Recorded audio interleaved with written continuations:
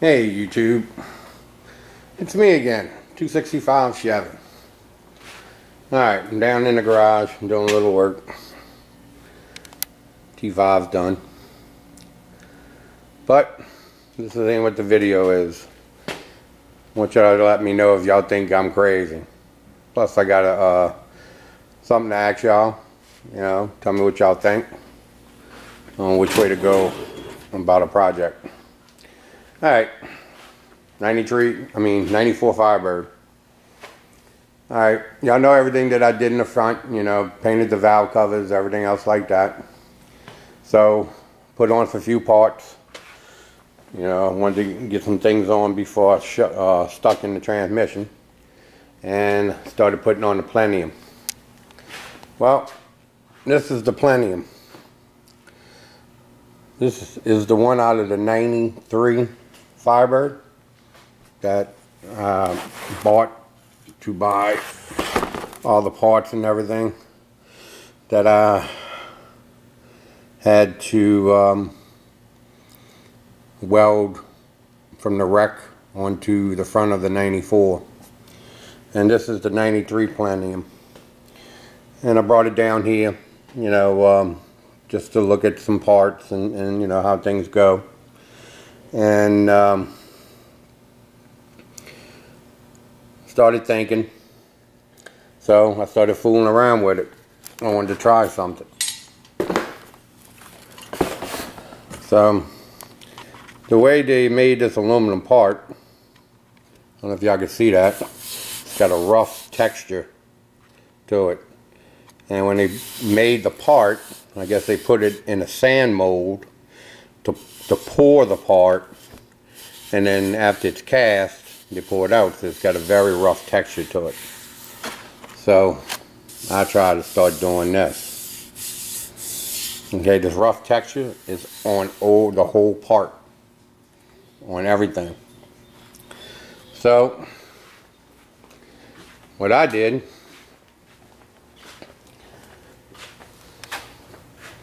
I started doing the 94 Plenum, just like that.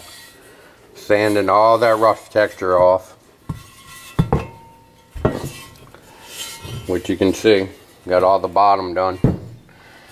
And it's quite a job getting all that rough, sandy texture off the aluminum. But pretty much every little bit's off of it. You got, you know, a few little, you know, grinding marks, which is kind of into the aluminum. Using multiple tools. It's a Harbor Freight. This thing works pretty cool if the tool wasn't so damn bad. But it does work pretty good. Good old Dremel with the little wheel. Sander. That's pretty much not there for anything else. But, you know, to have to start sanding the aluminum after I get all the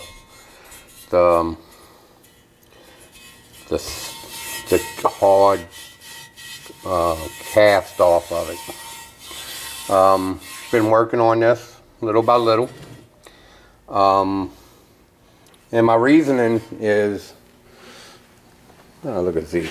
My reasoning is that I put a lot of time and effort cleaning up the front, painting the front, the valve covers, the oil pan, and everything's done.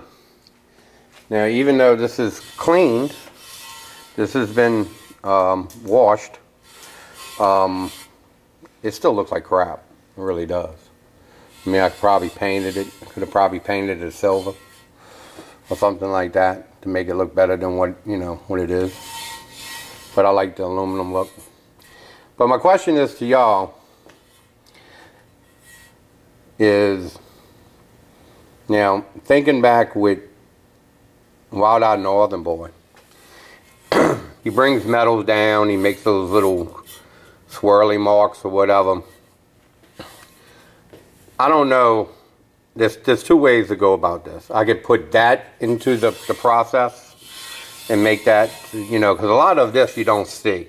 A lot of the bottom you don't see. I mean, you see bits and pieces, but you don't see the whole thing. It ain't like a blower sitting on top of a motor. I mean, you'll see some of it, but you won't see all of it.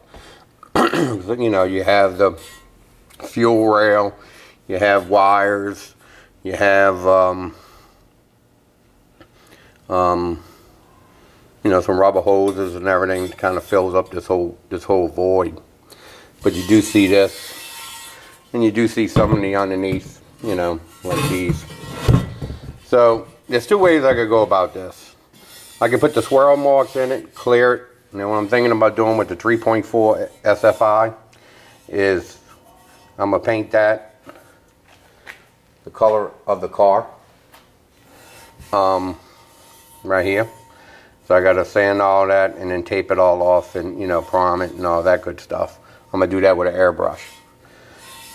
And the rest of it, either I can polish it, or I can put the swirly marks into it, because it's got a lot of grinding, you know, grinding marks, because it's pretty hard trying to get all that stuff off. And if you notice, watch out, Zeke, watch out for a minute. Got a lot of casting.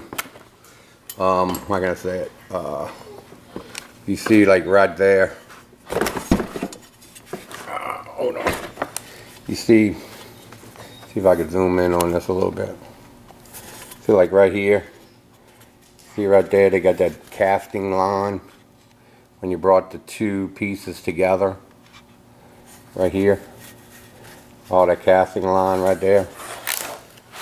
And you got them all over. Well, on mine, I already smoothed all that off. You know, this is all smooth. You know, all this. You know, I still have some more of the casting stuff around there to do. I'm just, you know, kind of where I did it. I started with the bottom, did the bottom completely, got all the bottom done, and now I'm working on the inside, the front part, and the top will be the last thing I do. But I can put those swirly marks in it, clear it, you know, put it all over it, you know, so I guess I wouldn't have to sand this all the way down. I mean, I am going to go through the process of sanding with 80, then go to, you know, 180, 220, 320, you know, stuff like that. So, I mean, it will be a lot finer, I guess more of a either a shiny look or like a satin look, you know, something like that. I guess, you know, I can go that way, because trying to sand all that kind of stuff off, especially on the top, is more where I'm more concerned. But, you know, you still have the full effect, you know, of it all being aluminum. Or I can go ahead and put the time in it and completely polish it, which I'm pretty sure that I could do. And the only reason why I'm doing this is because I feel kind of that I put all the work in here and then have that rough looking part sitting on top of the motor, you know, it kind of really bother me. It's not the kind of way I do things. So, you know, and another thing is that I ran out of money, you know, buying the Muncie and everything else like that, you know, old house, you know. Kind of took it out the kitchen renovation budget, so I got to pay that back. So really don't have any money to buy any parts or whatever. And this is stuff that I have laying around, you know, sanding discs, sandpaper, and stuff like that. And I just figured it would be a good thing to do to make the, you know, bling bling. So whoever gets the car eventually, they can probably gonna get something pretty nice. You know, they can really enjoy. I mean, I'll enjoy it for a little while, but eventually they'll probably sell the car. But so tell me what you think. You think I should go a little bit further and polish it all out, or go with the satin look, you know, so it's not as much work to, you know, cover up the sanding marks? You can kind of imagine how, you know, something like this would put marks in, you know, in the, and then of course, even, you know, if I polish it, the only thing I'm going to clear after I polish it, I'll clear the whole thing anyway. I'll wash it down and clear it, because I ain't going to go any damn polish this thing, you know. every week or so. That ain't gonna happen. So it's definitely still gonna get cleared. So I know when you kind of clear these kind of things over time, they kind of yellow. But I'm not really too worried about that. So right now I'm working on the edges, you know, sanding out the, the casting marks, which you can see there. And, you know, I had a casting mark right there. Sand it all smooth, you know. And all up in here, you can see that it's all smooth. I had a big old casting mark right there. And all that is like a big ridge. And normally, you know, something like that, if there's anything would crack, anything, that's probably where it would crack at. Kind of got to be a little careful. You don't want to, you know, sand too much, so to make the aluminum too thin. But it ain't really gonna need that much pressure. It's just pretty much air flowing through it. So I mean, what I'm doing is not going to hurt anything. But so I guess the questions that I have for you. First of all, you probably think I'm freaking crazy, because my whole thing was get this car together, get it out so I can have more room, so I can start on the Chevelle, blah, blah, blah, blah, blah, blah. And I know I'll get a lot of rebuttal from this from a lot of friends, because that's what they want to see me working on, you know, is the Chevelle, not really the Firebird. But if I'm going to be driving this car and going to rod runs and stuff like that, it's in the Firebird, because the Chevelle, it's not going to be, you know, completed too quick. I want it to look nice, and you know, and also have some other ideas too, and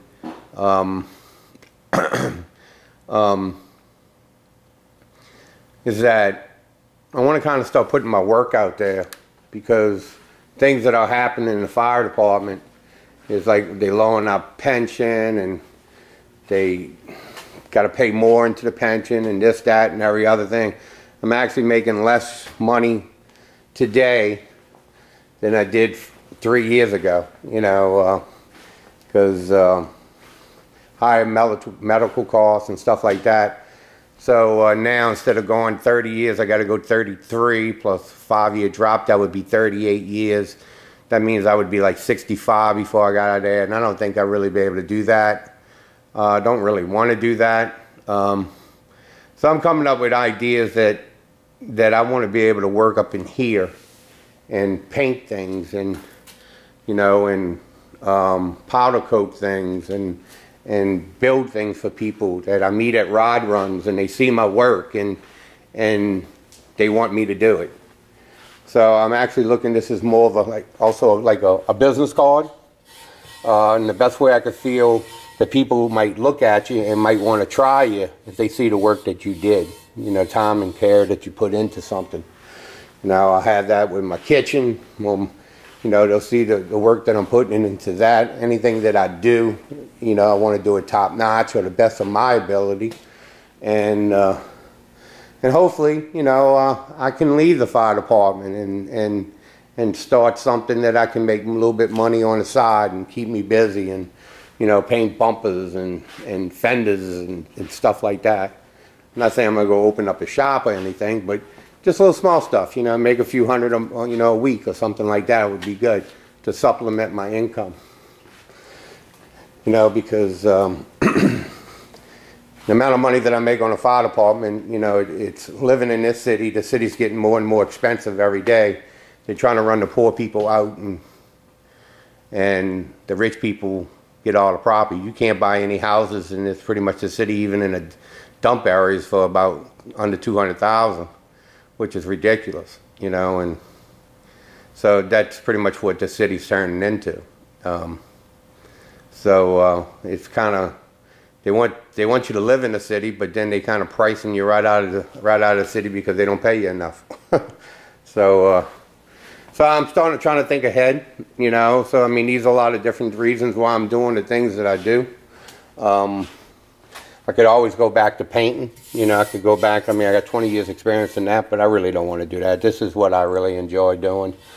And truthfully, I might have did all this work. This might be about 8 hours worth of work so far, something like this. 2 hours here, 4 hours there, you know, something like that. And I'll probably put, you know, a lot more hours into it.